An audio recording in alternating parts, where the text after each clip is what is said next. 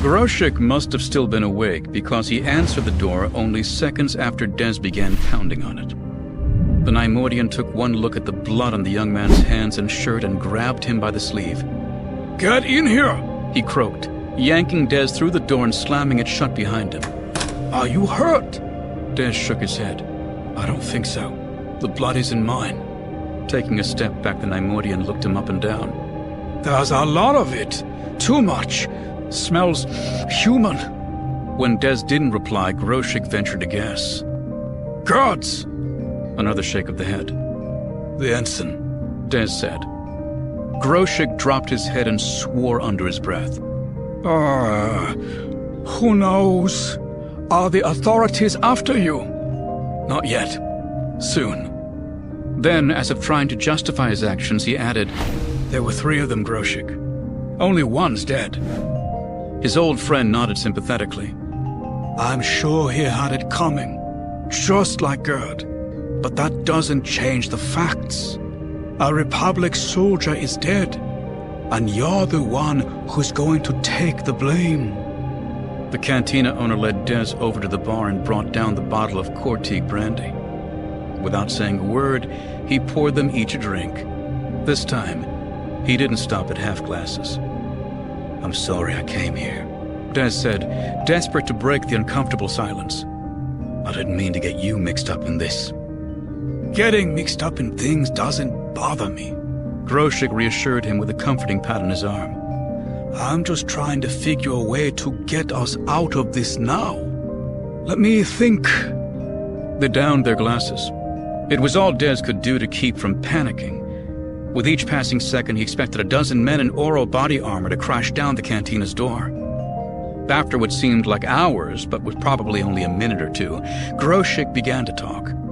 He spoke softly, and Des wasn't sure if the Neimoidian was addressing him or merely talking out loud to help himself think. "You can't stay here. Oro can't afford to lose their Republic contracts. They'll turn the whole colony upside down to find you. We have to get you off-world." He paused. "But by morning, your picture will be on every vid screen in Republic space. Changing your looks won't help much. Even with a wig or facial prosthetics, you tend to stand out in a crowd. So that means we have to get you out of Republic space. And that means..." Groshek trailed off. Des waited expectantly. "Those things you said tonight," Groshek ventured, "about the Sith and the Republic. Did you mean it? Did you really mean it?" "I don't know, I guess so." There was another long pause, as if the bartender was gathering himself. "How would you feel about joining the Sith?" he suddenly blurted out. Des was caught completely off guard. "What?" "I know people. I can get you off-world tonight. But these people aren't looking for passengers. The Sith need soldiers. They're always recruiting, just like those Republic officers tonight." Des shook his head. "I don't believe this. You work for the Sith? You always said never to take sides." "I don't work for the Sith," Groshek snapped. "I just know people who do. I know people who work for the Republic too. But they're not going to be much help in this situation. So I need to know, Des. Is this something you want?" "I don't have a lot of other options," Des mumbled in reply. Maybe not. If you stay here, the Oro authorities are sure to find you. This wasn't a cold-blooded murder. The judiciary probably won't let you get off by pleading self-defense, but they'll have to admit there were extenuating circumstances. You'll serve time on one of the penal colonies, 5, maybe 6 years, and then you're a free man. Or I join the Sith." Groshek nodded. "Or you join the Sith. But if I'm going to help you do this, I want to be sure you know what you're getting into.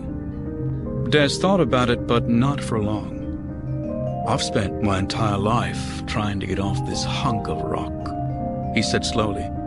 If I go to a prison world, I'm trading one barren, blasted planet for another. No different than staying right here. If I join the Sith, at least I'm out from under Oro's thumb. And you heard what that Republic commander said about them. The Sith respect strength. I think I'll be able to hold my own. I don't doubt that, Groshik conceded. But don't dismiss everything else that commander said.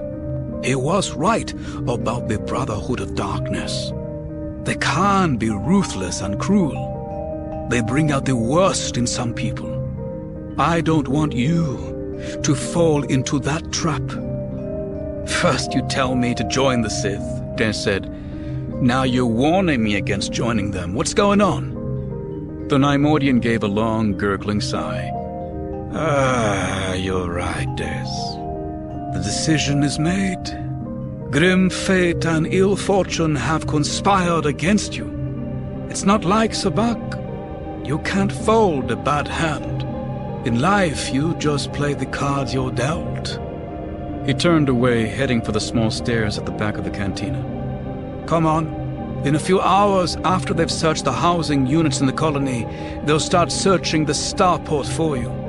We have to hurry if we want to get you safely hidden away on one of the freight cruisers before then. Des reached out across the bar and grabbed Groshik's shoulder. Groshik turned to face him, and Des clasped the Neimoidian's long, slender forearm. Thank you, old friend. I won't forget this. I know you won't, Des. Though the words were kind, there was an unmistakable sorrow in the gravelly voice.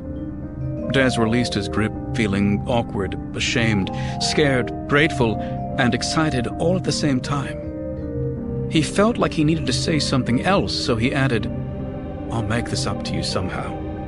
The next time we meet. Your life here is over, Des, Groshik said, cutting him off. There won't be a next time. Not for us. The Neimoidian shook his head. I don't know what's ahead of you, but I get the feeling it isn't going to be easy. Don't count on others for help. In the end, each of us is in this alone. The survivors are those who know how to look out